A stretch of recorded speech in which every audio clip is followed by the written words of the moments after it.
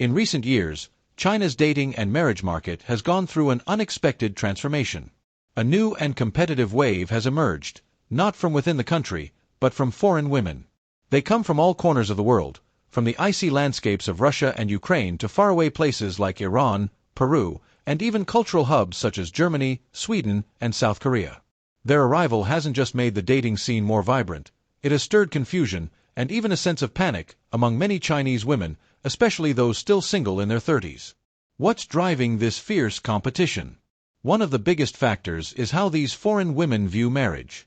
Unlike many young Chinese women who expect extravagant dowries, cars, homes, or large sums of cash, foreign women tend to have simpler expectations. They care less about material things, and more importantly, they're willing to build a life together from scratch. Take the story of Leah, a Russian model and actress living in Hangzhou. Standing at 5 feet 7 and weighing 121 pounds, Leah fits the image of a dream girl for many men. She speaks fluent Chinese and surprised many when she revealed that she doesn't ask for a dowry. When asked about her ideal partner, Leah said, "I make my own money, so all I want is someone who can take me out for a nice meal, give me small birthday gifts, and travel with me. That's more than enough." She's even open to buying a home with her husband and paying off a mortgage together over 20 or 30 years. For her, what matters most in a man is hard work, a positive attitude, and ambition. Another example comes from a Persian woman from Iran. Her list of expectations is short: no dowry, already owns a house and a car, knows how to cook, and wants children. She has a stable job in foreign trade. With profiles like these, it's no wonder many Chinese parents are seeing new hope for their sons. In Shenzhen, many Russian women interviewed said they wanted to marry Chinese men and settle down in China. They described Chinese men as handsome but a little shy, and they all emphasized that they didn't want dowries. That revelation hit Chinese women hard, many of whom had long believed they held the upper hand in the dating scene. "This is terrifying," said one Chinese woman with a master's degree from the West. "These foreign women are teaming up to take our men. You know what their demands are? No house, no car, no dowry. They're willing to work hard, raise children together, and do housework. How are we supposed to compete with that?" So what makes Chinese men so attractive to foreign women? One analyst explained that while many Western women find Western men too relaxed, and Korean or Japanese men too traditional, Chinese men are often seen as hardworking, considerate, and family-oriented, traits that make them ideal husbands. As a result, the status of Chinese men in the dating market has risen sharply, and the days when they had to chase women relentlessly may soon be over. Yulia, a woman from Ukraine, is a striking example. She was born into a well-off family but married a man from Inner Mongolia 9 years her senior. She not only refused a dowry but also brought her own savings into the marriage. Their happiness grew even stronger when her husband showed genuine care for her family. During the war, he worried about Yulia's grandparents and encouraged them to move to China.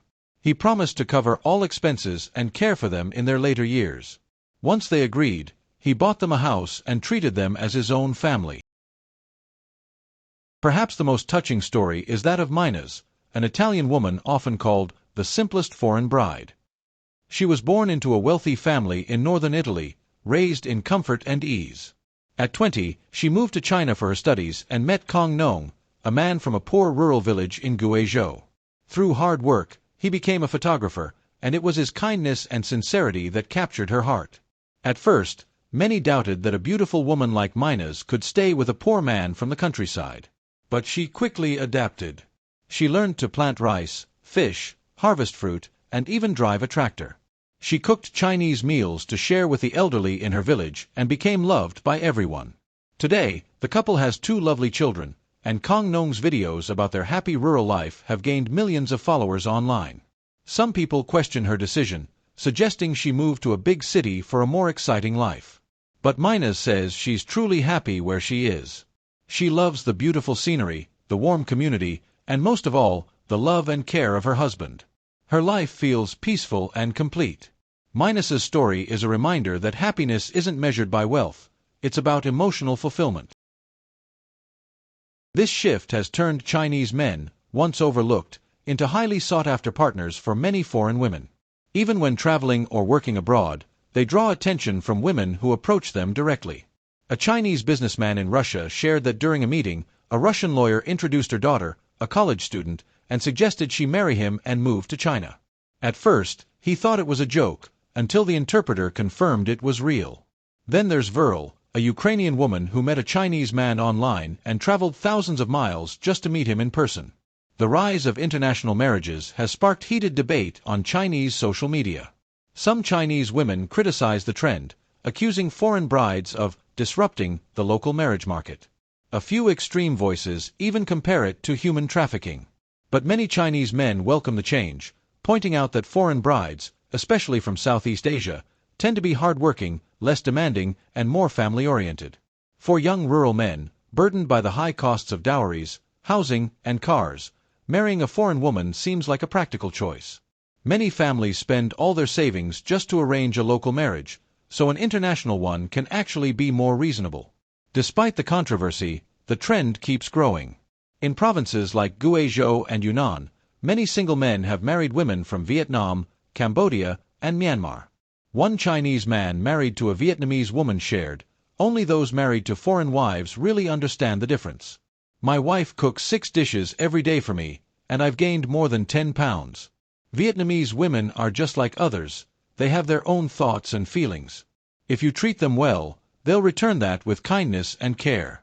What matters most is mutual respect." China's serious gender imbalance, 32.4 million more men than women, has certainly added pressure to the marriage market. Marriages with Southeast Asian women may help reduce the number of single men and even boost birth rates. According to China's Ministry of Civil Affairs, in 2020, 10,054 Chinese men married foreign women, while only 7,137 Chinese women married foreign men. That means nearly 60% of international marriages involved Chinese men marrying foreign wives. In Guizhou, that number is even more astonishing, 92%. There's a saying in Guizhou that captures this new reality: if you can't find a wife, a Vietnamese bride is the answer. Much of this comes down to economics. The average monthly salary for a Vietnamese man is around 2,200 yuan, while a Chinese man making 5,000 yuan a month is considered a great catch in Southeast Asia. But in China, that income doesn't go far. Clearly, while China's dating market has become increasingly demanding, the world beyond its borders offers different options. A matchmaker in Zhengzhou told the story of a successful man who earns 1,000,000 yuan a year but chose to marry a Japanese woman. He explained that even though he could easily meet the expectations of Chinese women, he didn't want the stress of being with someone unwilling to cook, help with housework, or always needing reassurance. He found Japanese women, once financially secure, to be gentle, understanding, and attentive. Of course, international marriages are not all rosy. They come with challenges, cultural differences, language barriers, and lifestyle adjustments. But genuine love and mutual commitment can still form a solid foundation for lasting happiness. In one viral video, a 38-year-old Chinese woman listed 5 conditions for her future husband: a 300,000 yuan dowry, coming home before 10 p.m. and no more than 5 late returns, a 100,000 yuan penalty for infidelity, no care for in-laws, and all salary turned over to her except for 1,000 yuan of pocket money. After hearing this, a Russian woman shook her head and said, "This is a disaster. She's looking for money, not a husband." In today's complex and shifting dating world, the question that remains for everyone watching is this: would you choose a Chinese bride or a foreign one?